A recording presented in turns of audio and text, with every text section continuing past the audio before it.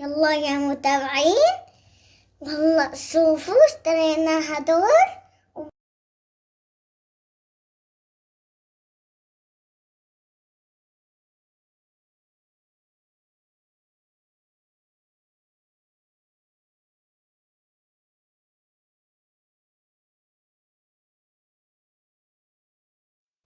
السلام عليكم، وإن شاء الله تكونوا بألف خير وانتوا عم تشوفوا فيديو اليوم. أول شي خلونا نكسب الصلاة على النبي. اللهم صل وسلم وبارك على سيدنا محمد وعلى آله وصحبه وسلم. وتاني شي، شلونكم؟ ايش أخباركم؟ طمنوني عنكم. أنا اشتقت لكم ما اشتقتولي. وصباح الخير يلي عم تشوفني الصبح، ومساء الخير يلي عم تشوفني المساء. والله يسعد أوقاتكم ايمت ما كنتوا عم تتابعوني يا رب. وحطولي لايك لنبلش الفيديو مع بعض. هلا هاد الفنجان القهوة أنا حكيت قبل هالمرة، بس هيك أكون بدي أغير نفسيتي بحب أشرب فيه وبحسه بيعطي تفاؤل. هذا كان يوم الأحد. أنا يوم السبت ما صورت ولا شي، يعني كان عندي تنظيف يوم السبت وهيك، بس كنت هيك متضايقة شوي، ما حسنت أصور. يعني بالأحرى كنت معصبة، مو شوي كتير. فلهيك هذا روتين كان تاني يوم الأحد، على قد ما عصبت يوم السبت فقلت يوم الأحد لا، لازم أغير نفسيتي من فنجان القهوة وأنا طالعة. فلهيك حبيت أشرب بهذا الفنجان، وقمت هيك أطبخ طبخة سريعة لحتى إنه أطلع من البيت، لأنه عن جد كنت كتير معصبة وبحاجة إنه أطلع أغير جو عن جد. هلا هون بدي أطبخ معكرونة، بتعرفوا المنقذة بالأوقات السريعة، وأنا هيك ما جاي عبالي شي أبدا. حطيت المي لتسخن، حطيت معلقة زيت، معلقة ملح، بدي أحط المعكرونة أسلقها. ايه بحكي لكم، يوم السبت كان عندي تنظيف البيت، وكنت كتير متضايقة من وضع أنا فيه، يعني هيك عندي ظروف شوي صعبة، عرفتوا علي. ايه وكنت كتير متضايقة، لهيك ما صورت يوم السبت شي أبدا، فحبيت أصور تاني يوم هيك تغيير جو، أو أطبخ بسرعة وأطلع من البيت أغير جو وهيك، يعني لازمني كم غرض من جنب البيت من الحارة. قلت بطلع بغير جو وهيك بركي بتتحسن نفسيتي شوي. وهلا بدي احكي لكم شغله صارت معي يوم السبت. كنت كتير متضايقه وكتير معصبه، ويعني عندي هيك ظروف بالبيت شوي صعبه. دق علي الباب، قلت مين؟ انا مبالي جارتي. جاني صوت مرة قالت لي، انا فتحت الباب ما عرفته، يعني ما يعني حدا ما بعرفه. قالت لي مين حضرتك؟ رهف؟ قلت لها ايه. قال احذري مين انا، لو لا مو احذري. قالت لي ما رح تصدقي مين انا. قلت لها مين انتي؟ قال انا وحده من متابعينك. قلت لها ايه اهلا وسهلا، بس انصدمت، عن جد انصدمت. شلون يعني هيك اندلت؟ شلون والله ما بعرف يعني شلون القصه صارت. فهيك يعني قد ما كنت انا طول النهار هيك معصبه، اجتني ما بعرف، رحت فيها كتير من ناحيه، ومن ناحيه هيك يعني انصدمت، ما بعرف يعني. حسيت حالي انه ما مثل هيك واقفه جامده، يعني ماني عارفاني ايش عم يصير، عرفتوا علي. وهي المتابعة يعني شافت الظروف عندي بالبيت، قلت لها انه طلع عندي هيك شوية ظروف. قالت لي ايه والله حقك. وبس هيك، بس سلمت علي وحبت تشوف اختي اماني كمان، فرجيتها صورتها. ايه وقالت لي انه ان شاء الله يعني بغير وقت بجي لعندك. ايه وقالت لي صوتك بالحقيقة يعني بيختلف عن التسجيل. قلت لها حتى وقت اللي بحكي بالفيديو يعني من دون ما اسجل بختلف، ما بعرف يعني ليش هذا الاختلاف. فهيك يعني ما بعرف، ان شاء الله يجي نهار وهيك اقدر اجتمع فيكم كلياتكم. ايه عم بحكي لكم هذا الشي صار معي يوم السبت، وحتى يعني ما كنت حابة اصور، وهيك كنت متضايقة مثل ما قلت لكم، عندي ظروف بالبيت هيك شوي صعبة. ايه وهون إيه انا قليت اللحمة للمعكرونة، اخذت منها شوي لمسقعة الجزر. هلا للصراحة الجزر، مسقعة الجزر اول شي انا بسمع بتنعمل بالجزر التاني، هداك اللي بيقولوا له الجزر الاسود اللي لونه موف. انا بقول له لونه موف، لونه موف، بس انا بحبه هذا الجزر هيك، فيه طعمة حلو، يعني انا بحبه هذا الجزر، بحب اعمله بهذا الجزر. وحطيت لها غير اللحمة، حطيت الجزر يتقلى يعني فوق ضفته، وحطيت لها سنين توم مدقوق وبس. هلا انا هاي الطريقة للصراحة يعني مبتكرتها من عندي. على طريقتي، يعني بقى شلون مسقعة الجزر الأساسية الأصولية بتنعمل والله ما بعرف يعني، ولا مرة ما جربتها. أنا دايما بعمل هي، إذا عندكم هيك طريقة، لأنه أنا كتير بحب الأكلات اللي فيها جزر، كتير كتير كتير. إذا عندكم طريقة يعني لمسقعة الجزر قولولي لحتى أجربها، لأنه أنا بحب الجزر بكل الأكلات.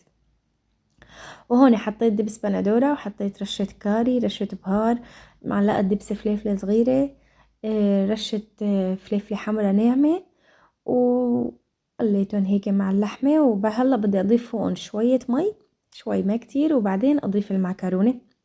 وهيك يعني بتكون جاهزة طبختي لحتى أطلع من البيت. أنا كان لازمني هيك شوية أغراض يعني من جنبي من الحارة، مو إنه من محل بعيد، فقلت بطلع بجيبهم وبغير جو. بس هيك شو واحد يغير نفسيته شوي عن جد لما بكون هيك تعبان وعنده ظروف، عن جد يحاول يعني لحاله يعمل طاقة إيجابية لحاله. يعني أنا شفت حالي يوم السبت إني كتير معصبة وكتير متضايقة، فقررت قبل ما أنام قلت لأ بكرة لازم هيك أغير نفسيتي شوي. يعني والله العظيم الدنيا ما فيها شي، يعني منعصب منتضايق مننزعج، بس بالأخير يعني الكاتب والله بصير. والحمد لله رب العالمين على كل حال. وهيك يعني واحد قد ما كان يريح نفسيته. وأنا من نوع العصبية كتير، يعني وقت بعصب خلص بعصب، عرفتوا علي؟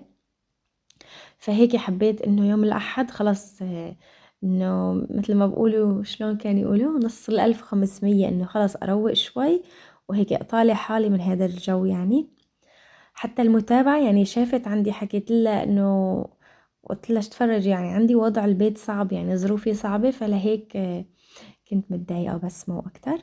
وهيك كان شكل الغدا خالص عندي سقعة الجزر اللي أنا مبتكرتها ومعكرونة. شوفوا كلهم لون أورنج، لو عاملة تحدي لون البرتقاني ما كان هيك نجح معي، شايفين والله صدفة ها. وهون بعد ما رجعنا من السوق جبنا هدول الأغراض. يلا يا متابعين، هلا شوفوا اشترينا هدول، وبعدين هلا يعني بعتنكم اياها لمين بعتن؟ للمتابعين. دوس على الفوق واسلام. ايش اشترى حمودة؟ ماما شوفوا ايش فيها كمان. طلع ايش رأيك؟ هدول زوزو صبا والفرد إلك. اللي الصبيري واللي الشوكولا وزوزو بقى لهم كل شي. حطوا لايك. مو قلت لي ده قال لهم لا يحطوا لك لايك؟ سامحتك. سامحتني، شكرا. تعال نفتحهم نشوف ايش في قلبهم. تعال بعدين هي بنفتحهم. ايش اشتريت كمان؟ فرجيني. كل شي اشتريت. هي ايش هاي؟ هو سويلو. يلا نفتحها يا بنات. يعني يا جماعة ما بصير انزل على السوق لهدول يصفيه. هي وين اللي اشتراها تجيكم؟ كان انت نسيت حالك اشتريت هاي كمان الجيلي كوب. ما بصير بلا بس انطلع من البيت لازم اجيب جيلي كوب. هاي ضريبة الطلعة من البيت. ويلا نفتحها. يلا عدلي ايش هدول. هاي تميري وهاي الشوكولا. ماما وهاي شوكولاتة. هدول انت بتحبهم؟ شوكولاتة كلياتهم. هون بتضل اللعبة. وهون وكمان حتى بدنا نلعب وجيكم ما بدنا. معلش هي نشيلها. وش جيكم. طلع حبيبي حباب، خذ اكلاتك، خذ لعبك وروح لجوا. خليني انا اعرف اصور. ايش رايك؟ ايه.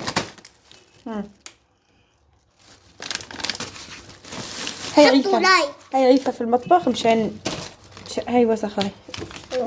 مشان اسوي لك اياها.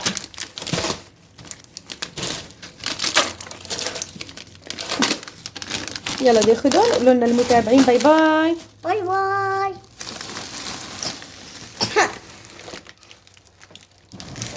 لك ماما وهاي وكمان. يلا حطوا.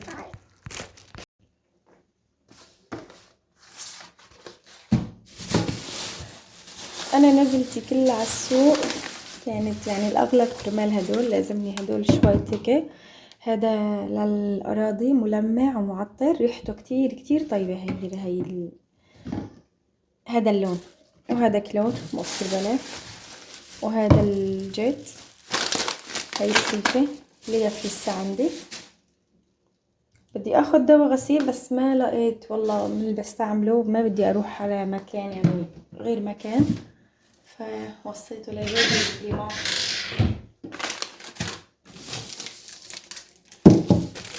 اخدت هاي مرة من زمان عم بقول بدي اخدها، ان شاء الله تطلع نوعيتها كويسة.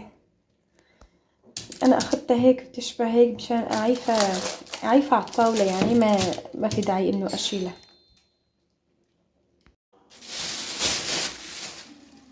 هلا هاي عن جد كتير كتير كتير كنت حابة اشتريها، الحمد لله رب العالمين اشتريتها. شوفي ما احلاها.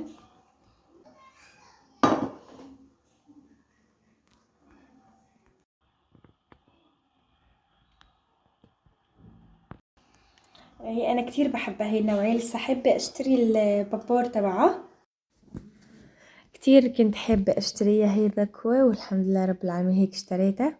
بقى اشوف بس اجربها بقولكن ايش رأيي فيها. وهون اخر مساء قلت انه قبل بيوم احكي لكم. قبل بيوم هيك مو كانت عبقلكم كنت معصبة وهيك، يعني اجى جوزي على البيت، حسيت حالي الوضع البيت مثل الزيت والنار، يعني هو بده نكشة وانا بدي نكشة. ايه فهيك يعني حتى يعني قمت نمت بكير كتر ماني متضايقة، وهيك قمت نمت ما بعرف يعني. يلا الحمد لله هداك يوم ومضي وراح يعني. والله بعدين يعني واحد عم بعصب على ايش بالاخير، يعني الدنيا فاضي.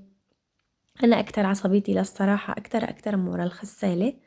هيك لا شو بدي يصير معي فيها، وهيك صار معي ظرف تاني يعني بالبيت كمان، صار عندي عطل تاني وهيك، لهيك انا كنت يعني متضايقة بس مو اكتر. وهون قلت لنكمل يعني هيك الروتين، بما انه انا حابة انه اغير اطالع يعني هيك العصبية مني. قلت بقوم بعمل هيك فواكه هيك مثل سهرة خفيفة لحتى هيك يعني نغير جو بس، والله مو اكتر. الحمد لله رب العالمين على كل حال، والله يفرج علينا وعليكم يا رب.